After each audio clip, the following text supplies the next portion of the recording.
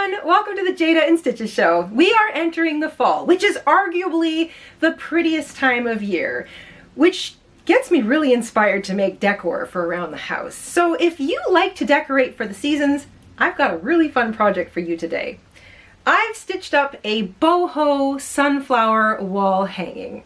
It's not very large. It's no larger than, say, 10 inches wide by 14 inches tall. It hangs on a little dowling. This is a little wooden dowling. You can just stick from the backyard if you want. It's about 12 inches or 30 centimeters long. But more importantly, it's made using a really nice size 5 bulky weight yarn, so it really won't take that long to make. For today's project, I've used Hue Me by Lion Brand Yarns. And we'd like to thank Lion Brand for sponsoring today's video. Hue Me is a 20% wool, 80% acrylic blend. It's lovely for wearables. We've made one actually. If you want to check out the big thick poncho shawl we made a couple years ago, I'll link that in the description box down below. But I particularly like this yarn for decorating around the house. There is something about that acrylic wool blend that just absorbs the light and creates beautiful contrasts. It's really enjoyable to work with. And the color palette from Hue Me is designed so that there's really no wrong colors to put together. You can mix together any of the colors from the Hue Me line and it will just look beautiful. In addition to that, Hue Me is a very generous size 5 bulky weight. I say generous because I would almost classify this yarn in a size 6 category. It is thick. So making a project like this wall hanging really won't take that long. I've used 3 colors, a little bit more of my green than my brown and my yellow, but I think the whole thing took me maybe 3 hours to make. We're basically making a granny square that we kind of turn into a rectangle. So if this is your idea of getting ready for the fall, grab your hooks, grab your Hue Me, we'll head on over to the craft table and we'll stitch up a pretty boho sunflower wall hanging together. In order to make today's wall hanging, I'm using 3 different colors from the Hue Me line. So once again, this is a size 5 bulky weight yarn. I've got some lovely Night Forest. This is green. I've got mustard, and I've got some spicy here too, left over from another project. I'm going to be using around 20 to 25 yards of my spicy and mustard, and probably double that, if not a little bit more, of my Night Forest. So you can definitely make a couple of these wall hangings, one for you and one for a friend. You're going to want a pair of scissors, a yarn needle. I'm using a 7mm hook. This is also close to a 6.5mm, which is a K, so you may have a K hook in your collection. And if the 7mm or the 6.5mm is just too small for your tension, you can go up to an 8mm, which is also known as an L. I've got a stitch marker that might be handy too, and of course you're going to need something to hang your wall hanging on. I've got a little wooden dowling here, but a stick from the backyard or a rod of some sort is just fine too. This is 30 centimeters or 12 inches long. You wouldn't want to go any shorter than that, I don't think, but longer is okay too. And once you've got all that together, we can get started. We're going to begin with our brown color, or in my case, spicy. And we're going to make a cinch circle to begin.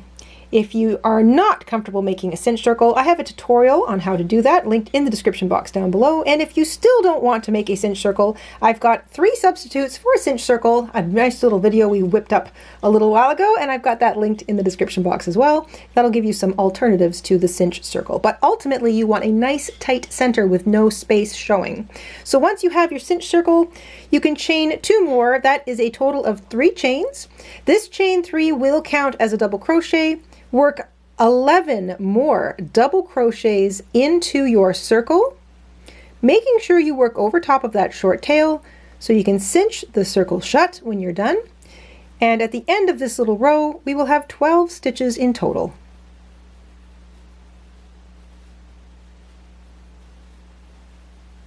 At the end of row 1, including that chain 3, you'll have 12 double crochet stitches. Grab the short tail, cinch it up nice and tight, and you can join with a slip stitch to the top of the chain 3 that began the whole row. I'm going to work over top of my short tail. You can of course leave yours out and work over top of it later or weave it in. I'm just taking the efficient approach. We're going to chain 3 for the beginning of row 2. The chain 3 at the beginning of row 2 and row 3 does not count as a double crochet. We are just getting up to the height of a double crochet, but we are going to be using our false stitch or the slip stitch from the previous row to finish off the row. I'll explain that further when we get there. You're going to work a double crochet into the same place that you joined. So if you pull up on that chain 3, you'll see that space. That's where the first double crochet of the row goes. And now into each of the next 11 stitches, you're going to work 2 double crochet. 2 double crochet in each of those 11 stitches. That'll bring you up to the slip stitch or the false stitch from the previous row, and I'll catch up with you there.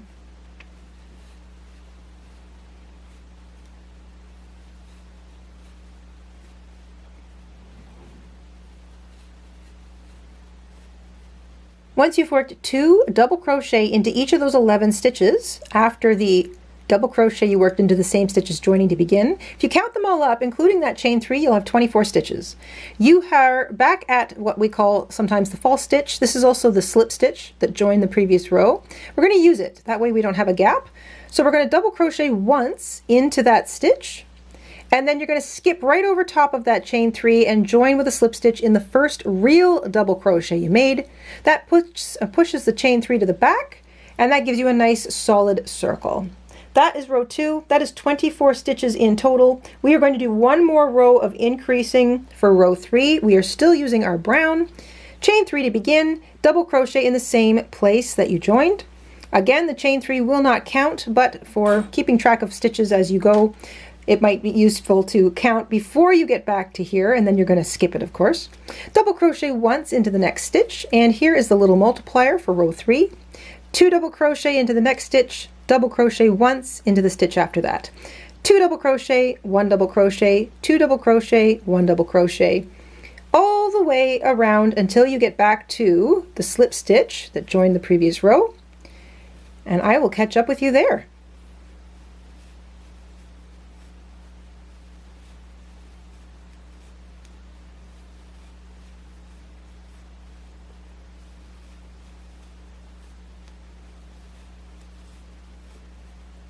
Your last double crochet is worked into the stitch just before the slip stitch that joined the previous row. So if you included your chain 3 and you count them all up, you'll have 36 stitches.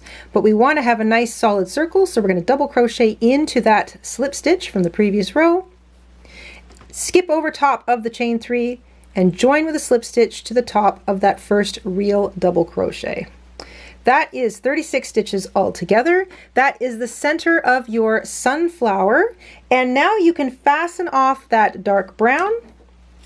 And you can weave it in now, or you can work over top of it, or you can just put it to the back and weave it in later. It's entirely up to you. But now we're going to grab our green because we are going to go straight into the background of this wall hanging. Take your green or your background color now and make a slip knot on your hook. For row 4, we're going to be doing 2 row 4s. Row 4, part 1 is the background. Row 4, part 2 are the petals. So to that end, we're going to be using the back loops only for row 4 background. We're going to be using the front loops only for row 4 petals. Back loops, remember there's always 2 loops running across the top of every single stitch. Back loop is always the loop furthest from you. Front loop is always the stitch or the loop of the stitch that's closest to you. So we're going to use the back loops only for this entire row for the background color.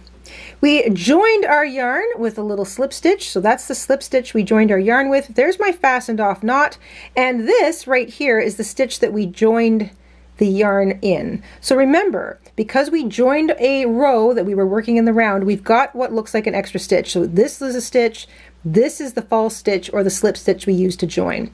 One of these has to be skipped. So this is what I like to do when I'm changing colors. I'm going to join my yarn with a back loop only slip stitch in the stitch before the fastened off knot.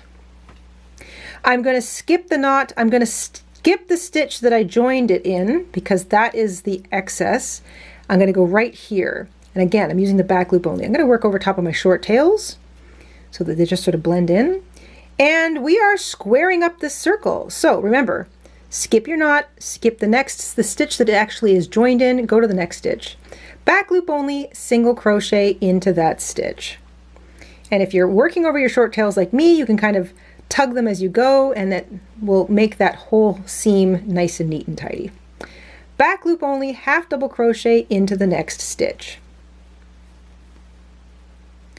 Back loop only, double crochet into the next stitch. Back loop only, extended double crochet into the next stitch. An extended double crochet, if you're not familiar, is you begin like a regular double crochet, so you yarn over, pull back through 2, chain 1 in the middle, and then yarn over, pull back through 2. It's basically the height of a treble without the trouble of a treble. Chain 2 for a corner. And now we are going to work the whole thing but in reverse. Back loop, extended double crochet. So back loop only, extended double crochet into the next stitch. Back loop only, double crochet into the next stitch. Back loop only, half double crochet into the next stitch. Back loop only, single crochet into the next stitch. Back loop only, slip stitch into the next stitch. All right, let's take a look at where we're at. We are squaring up the circle for row 4. We are using back loops only, so you should see a lovely uninterrupted ridge of front loops in front of those stitches, and you should see what's becoming a corner. So you've cornered one side of your circle already.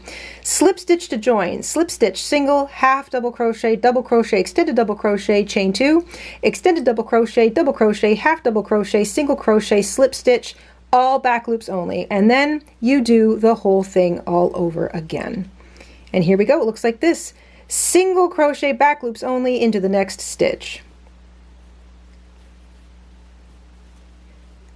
Back loop only, half double crochet into the next stitch. Back loop only, double crochet into the next stitch. Back loop only, extended double crochet into the next stitch. Chain 2 for the corner, and in reverse now. Extended double crochet, back loops only, next stitch. Back loop only, double crochet, next stitch. Back loop only, half double crochet, next stitch. Back loop only, single crochet, next stitch. Back loop only, slip stitch, next stitch. You've got 2 corners now. We are squaring up our circle. So the pattern is slip stitch, single, half, double, extended double, chain 2. Extended double, double, half, single, slip stitch, and then repeat. Single, half, double, extended double, chain 2, extended double, double, half, single, slip stitch. You're going to repeat that little up, down, cornering effect all the way around. I'll catch back up with you right here, right where our slip stitch to join our background color was. And remember, back loops only, everybody.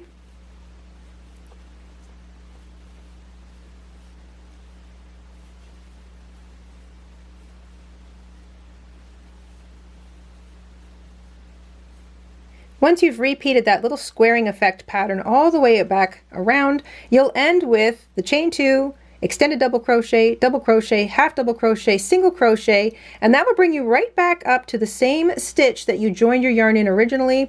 You want to join with a slip stitch in the same place, and just to make it neat, I like to do this. I like to slip my hook right through the base of that first slip stitch that you joined your yarn with, and through, again, back loops only, the same place that you joined your yarn. And I just feel like that kind of makes it look a little neater and tidy. You can sit it down, pull out those corners so that you can sort of see that squaring effect.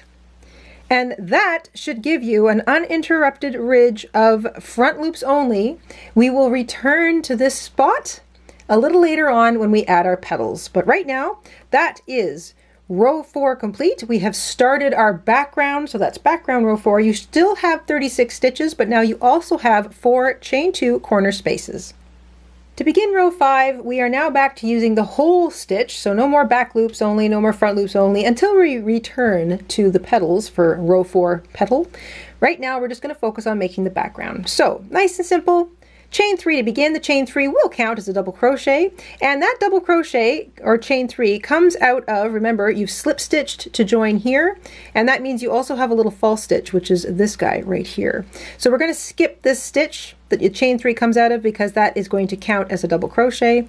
Double crochet into what was the single crochet, double crochet into each stitch all the way up to the chain 2 corner.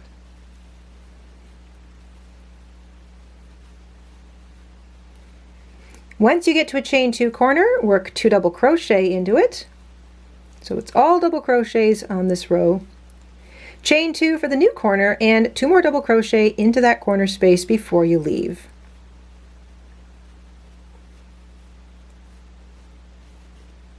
At the end of row 4, you had 9 stitches across each side plus your chain 2 corners.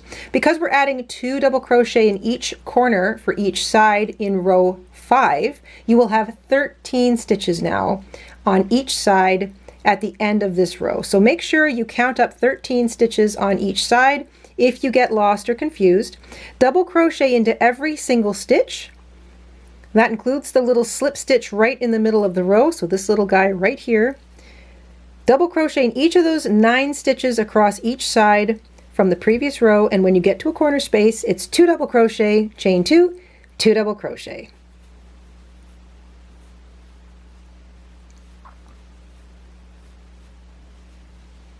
At the end of row 5, you're going to join with a slip stitch to the top of the chain 3 that began the row, because the chain 3 does count. You can lay it down, pull out your 4 corners if you want, just to sort of help flatten it and get an idea of how your square is shaping up. You should have 13 stitches across each side and 4 chain 2 spaces. That equals 52 stitches in total, in addition to your chain 2 corner spaces. We're going to continue now with this nice solid green background. Chain 3 to begin. Double crochet in each stitch up to the chain 2 space, and just like the previous row, work 2 double crochet, chain 2, 2 double crochet into the chain 2 corner space. From row 5 to row 6, your difference in stitch count will change by 4 stitches per side again.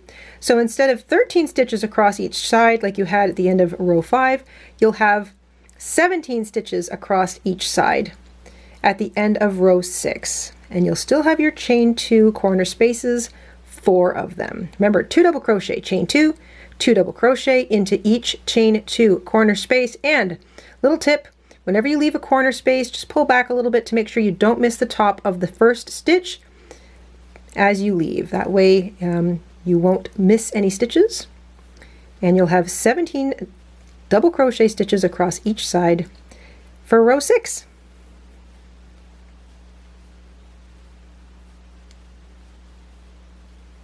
At the end of row 6, you can join with a slip stitch to the top of the chain 3, and that is sort of the finished square part. So remember this, you could come back and turn this into a really nice square down the road if you wanted to, but we want to turn this into a rectangle. So we're going to fasten off our background yarn. And once again, you can weave this in now or work over top of it. We're not quite done. We are going to single crochet, I should say double crochet all the way across now. So we're going to rejoin our yarn in the corner. So we finished our square, but now we want to sort of elongate it. We're going to join our yarn with a slip stitch in the corner space, chain 3. The chain 3 will count as a double crochet. Double crochet once more into the same space. And now you're going to double crochet in each of those 17 stitches all the way across, and work 2 more double crochet into the chain 2 corner on the other side. So you'll have 21 stitches all the way across. I'm taking the opportunity to work over top of my short tails, all of them, and that includes the one in the middle there, but you can always leave them out and weave them in later.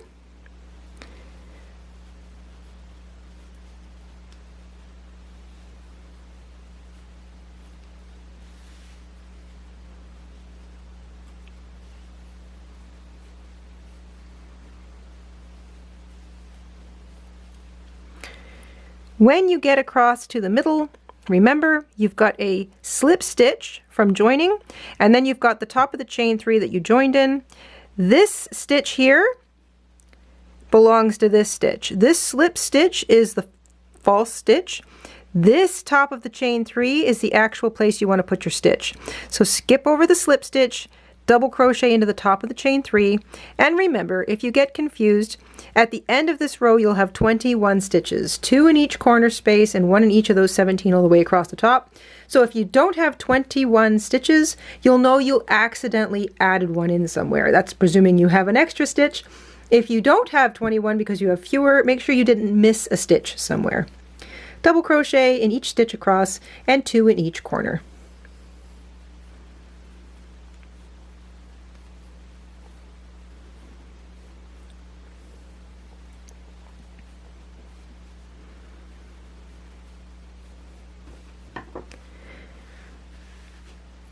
At the end of this first row of the rectangular portion of this, you'll have 21 stitches, and that includes the chain 3 that began the row, and we are working into those chain 2 corners now, but we've treated them as a foundation to kind of go upwards.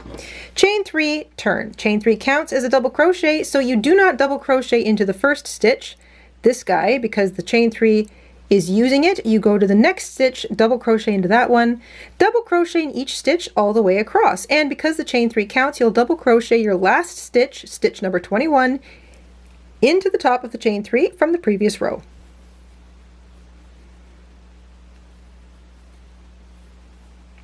At the end of row 8, you'll still have 21 stitches all the way across, and now we're going to add a little finishing row. This is row 9. Chain 2 and turn. We are looking at the right side of our piece again. We know it's the right side because that is the ridge row left over from the back loops only work we did at row 4. So for row 9, we are going to double crochet, not into the first stitch because the chain 2 is using it, double crochet into the next stitch, chain 3 to make a little picot. You're going to slip stitch right back into, I like to use the back loop of the chain, first chain I made, but you can use any part of the first chain. Chain 3 and slip stitch into the first chain to make a little picot. Chain 2 and slip stitch into the next stitch. So what we're doing is creating kind of like a little leaf or a little petal, reminiscent of a leaf or a petal across the top. This is the whole thing in the whole little motif. You slip stitch into the next stitch to begin the motif, chain 2, so slip stitch, chain 2, double crochet into the next stitch, and in the top of that double crochet you're going to chain 3 and slip stitch to the first chain to make a little picot, chain 2 and slip stitch into the next stitch. And that is the whole motif. You're going to have 7 of them all the way across the top. So slip stitch, chain 2 in the first stitch, double crochet, chain 3, slip stitch into the first chain in the next stitch, chain 2, slip stitch into the stitch after that. So there's 3 stitches involved. Slip stitch, chain 2 is the first stitch here. Into the next stitch is a double crochet, chain 3, slip stitch, picot, and then into the third stitch of the set, chain 2, slip stitch. So that's the whole thing. Slip stitch, chain 2 in the first stitch, double crochet, chain 3, picot, that's the middle stitch, and then chain 2, slip stitch, that's the third stitch, and that is the little kind of reminiscent of a leaf or a top of a crown. You're going to repeat that all the way across. You'll have 7 of these all the way across, and then you can fasten off, and we'll talk about what to do next.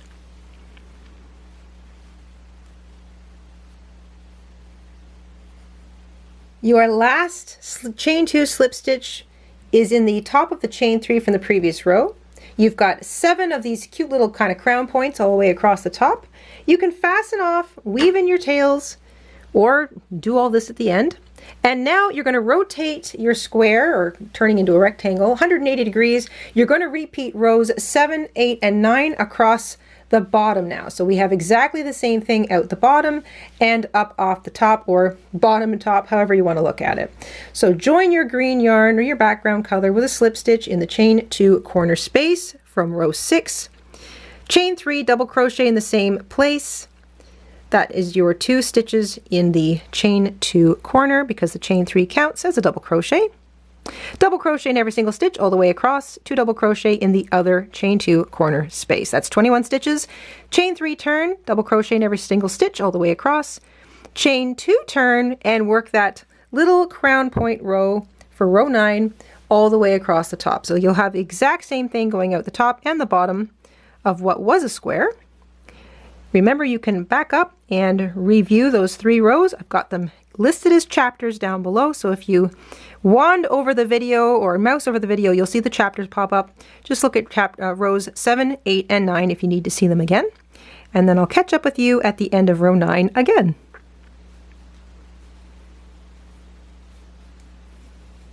We should now have a rectangle with cute little points out each end. So that's an 8, 9, or I should say rows 7, 8, and 9 worked off the top and the bottom of your square, so that now you have a rectangle. Let's revisit row 4 now. At the end of row 3, you should have your loops, your front loops only at the top edge of row 3 still showing. This is the right side of your work. We are going to use the front loops only now of what was row 3 to begin petal row 4. We have a fastened off knot here. We're going to join our yarn with a slip stitch in the front loop only of this loop here. Remember, this loop is an extra one. So the one right after your knot, you're going to skip. You're going to work instead your second stitch into this one here. So skip one because we want to have an even 36 stitches. Grab your yellow yarn, make a slip knot. I'm going to work over top of my short tail, but you can leave it out and weave it in later if you want. Remember, front loops only. Slip your hook in underneath the front loop of that stitch just before the knot and join with a slip stitch. Chain 3. Chain 3 counts as a double crochet. You're going to front loop only, double crochet into the next 3 stitches. Remember, you are skipping the loop right after the knot. Just skip over top of it. So skip one because you want to use 36 stitches in total. Double crochet into each of the next 3 stitches. Front loops only. It's kind of obvious because you only have the front loops you can use. So I find it helps to kind of just pinch your work so that you put that loop up in a spot where it's easy to slip your hook underneath it. So that's 4 double crochet, including the chain 3 at the beginning. And because I'm working over top of my short tail, I can kind of cinch things as I go, and that extra loop disappears. Chain 1. Double crochet into each of the next 4 front loops only.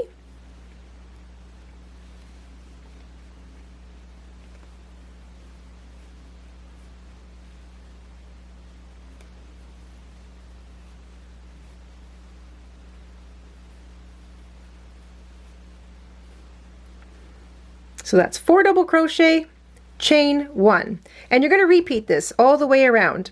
4 double crochet, so double crochet into each of the next 4 front loops only. It's obvious it's the only thing you've got. Chain 1, double crochet into each of the next front loop only stitches, 4 of them. Chain 1, double crochet into each of the next 4 stitches, chain 1, etc. So you're not changing the stitch count. You'll have 36 stitches at the end of petal row 4, but you will now also have 9 of these little chain 1 spaces.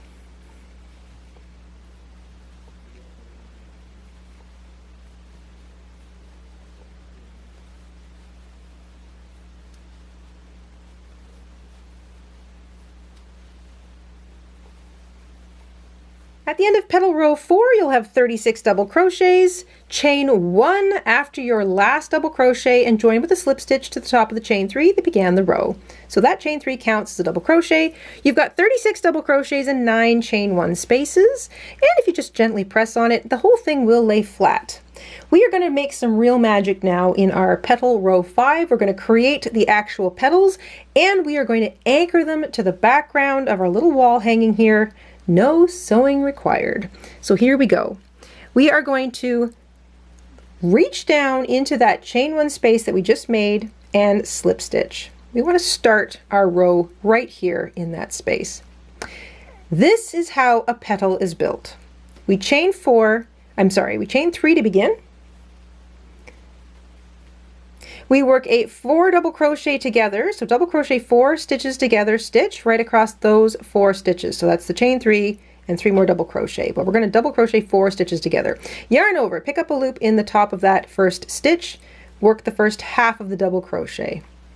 Yarn over, pick up a loop in the next stitch, work the first half of a double crochet, yarn over, pick up a loop in the next stitch, work the first half of a double crochet, and one more time. Yarn over, pick up a loop in the top of the last stitch, work the first half of a double crochet. You will have 5 loops on your hook, the top of your chain 3 and the top of each of those 4 half worked double crochet stitches. Yarn over, pull back through everything. Here is the magic. We're going to chain 1, so that makes a nice little point to our petal. Lay it down. You're going to do this every single time. Lay it flat. Look for the front facing loop of a stitch directly behind or right below where your petal would normally land, and slip stitch to the top of that loop. And that is how you're going to anchor your petals to your wall hanging. So chain 1 to complete the petal, slip stitch, and that's to a loop, front facing loop of the background color directly below where your petal would naturally land if you lay it down flat. Chain 1 again, and now you can just slip stitch into that first chain. So what you've done is made sort of an attaching picot. Don't worry, I'm going to show this to you again, but let's finish the petal first. Chain 3, and into the next chain 1 space, slip stitch. So all together, you've got from the first chain 1 space, chain 3, double crochet 4 stitches together, chain 1, slip stitch to the background, chain 1, slip stitch to the bottom of that first chain. So you kind of create a little attaching picot, chain 3, and slip stitch into the chain 1 space. So it sounds like a lot, but it's really not. Let's do one more together. From the chain 1 space where you slip stitched, to finish your last petal, you chain 3. Over the next 4 double crochets, you're going to double crochet 4 stitches together. So you yarn over, pick up a loop, and work the first half of a double crochet in each of those 4 stitches. You'll have 5 loops in total on your hook. It'll be the loop from your working chain 3, and then 1 loop for each of those half worked double crochet stitches. 1, 2, 3, 4, and 5. Yarn over, pull back through everything. Chain 1, that kind of makes a point to your petal. Then lay the whole thing down, nice and easy, and look for the loop, the top facing loop of a stitch from your background where the point would naturally lie on your petal. So right beneath where that point would naturally lie. Just slip your hook right through a loop. Doesn't have to be, and it doesn't matter what direction. Slip stitch, and that will join your petal. Chain 1, and then you want to slip stitch into that first chain that you made, and you can use the bottom of it, the back loop of it, doesn't matter, wherever you want. Basically what you're doing is creating a little picot that's attached, and you don't see any stitching to the back because you're using the front facing loop of the stitch. So chain 1, slip stitch to join, chain 1, and just slip stitch into the bottom of your first chain 1. That just creates a nice neat little point to your petal. Then chain 3, find the next chain 1 space and slip stitch into it, and then you start the whole thing all over again. Chain 3, double crochet 4 stitches together, chain 1 to create the petal point, slip stitch to attach your petal to your background, chain 1, slip stitch to continue and complete that petal point, but also kind of hides the stitch that you joined with, and then chain 3, slip stitch into the next chain 1 space. So just think of it in little sort of pieces. Chain 3 to begin, double crochet 4 stitches together,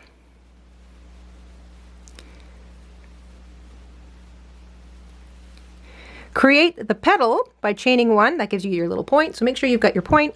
Lay the whole thing down, find a loop of a stitch directly beneath where it would naturally lie, and slip stitch to join. Doesn't have to be tight, just slip stitch to join. Chain 1 and slip stitch into the bottom of the first chain 1. You're just creating that pretty little point. It's now attached to your background. Then you've got to get back down to your chain 1 space, so you chain 3,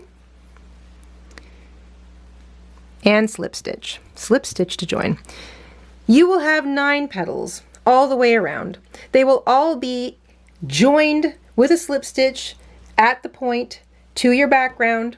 Remember to lay your flower down every single time you go to join a petal. See where it naturally wants to lie. Slip stitch into a top facing loop of your background right there.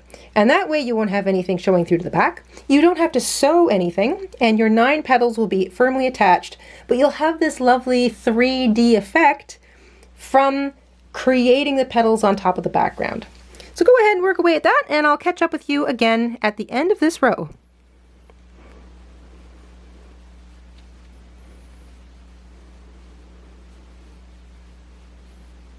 Once you're finished your 9th petal, you chain 3 and you'll be slip stitching back into the same space that you started from. And just to neaten things up, if you've got a little bit of a bubble from your chain or your slip stitch where you started, slip your hook through that bottom of that slip stitch or that chain, and then through the chain 1 space and slip stitch through all of it, and that just neatens things up a little bit. Fasten off.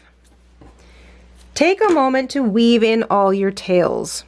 If you've not done that already, or you weren't weaving, sort of working over top of them, sort of flip it over and make sure all of your tails are being woven into the back.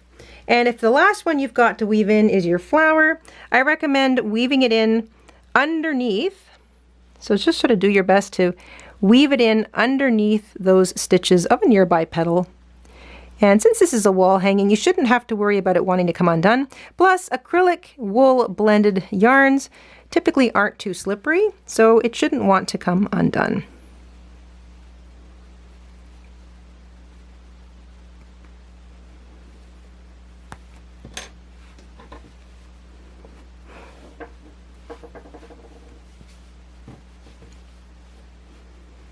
All right, let's add some fringe.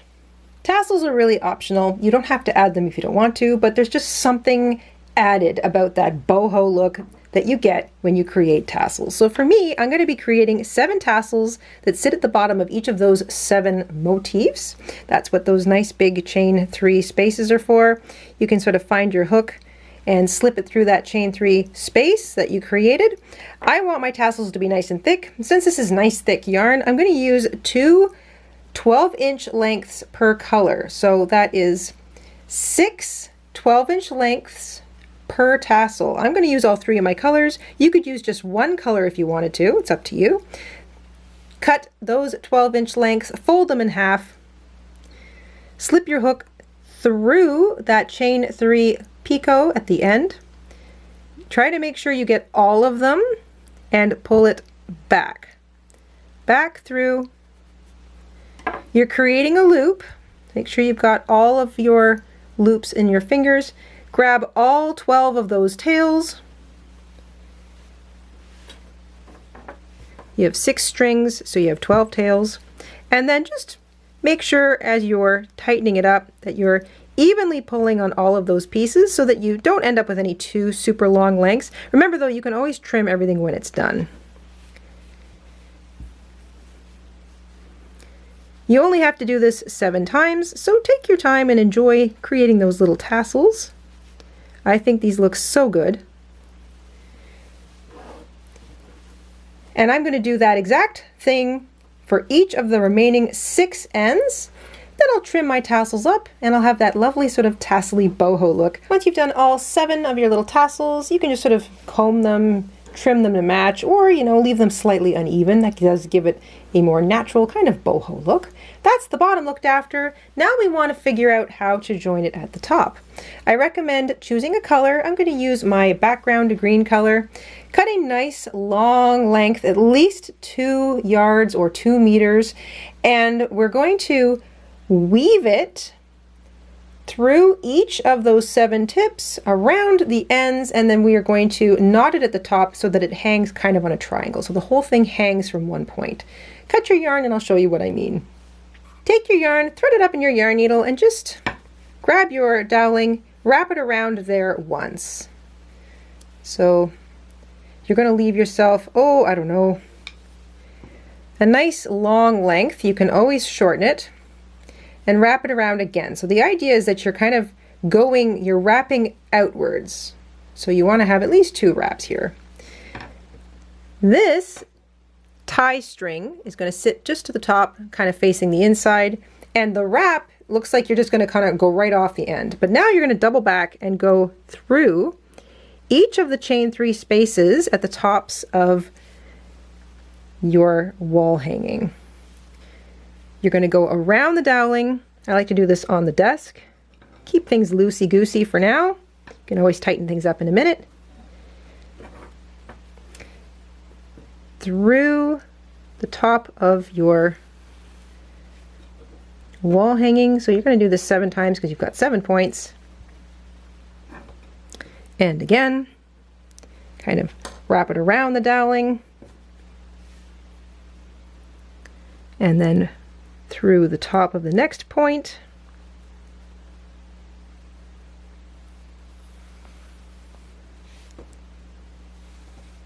And you're just going to kind of keep doing this and tightening it as you go so that you have sort of a nice kind of pull, a nice tension on each of those points. Just work away at that. You're going to get through all 7 of those little points, and then we're going to tie up the other side.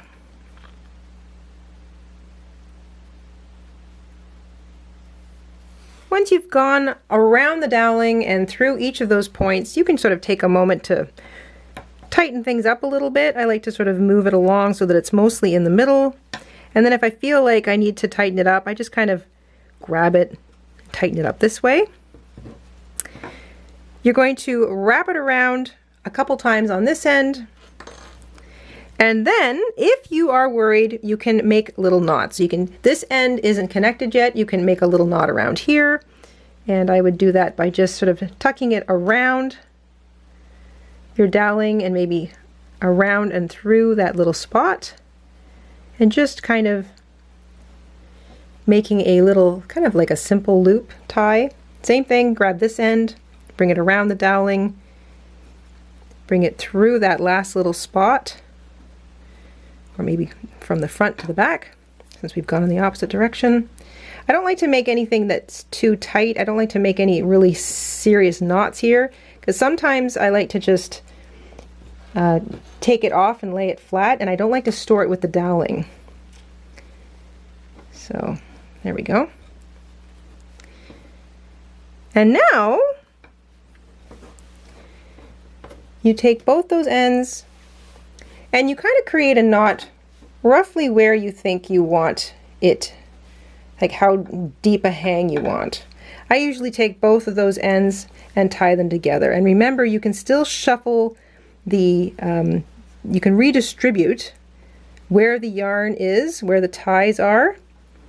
So if this feels like a little uneven, you can just sort of redistribute, pull one end of the knot a little bit more than the others. And you can always sort of redistribute where the yarn goes through your little point. But for the most part, this isn't very heavy and it should hang quite nicely on your doweling. Kind of a 2-for-1 in today's video. If you just wanted to make really big, beautiful sunflower squares, obviously you would just finish the background rows of 4, 5, and 6, fasten off, and then jump to petal rows 4 and 5. Same thing, you would want to attach those petals at the edges of that row 6 of the background, and don't use the top facing loops in case you want to add a border or something. But kind of a fun way to make a sunflower square as well, a little different than the other sunflower square we've done here. You know what, I'll link that in the description box down below as well. Another big thank you to Lion Brand for sponsoring today's video.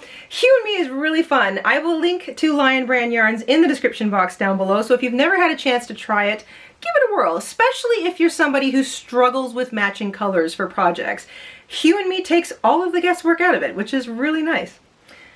I hope you enjoyed stitching along with me today, and we will see you soon here on the Jayda and Stitches show. Until then, stay safe, stay crafty, get ready for the fall, and we'll see you soon. Bye, guys. Hi, everyone. This is Mama in Stitches. Thank you for watching. Here are a few other videos you might enjoy. Don't forget to subscribe, and you can also click the like button and the bell. Thank you. Have a wonderful day.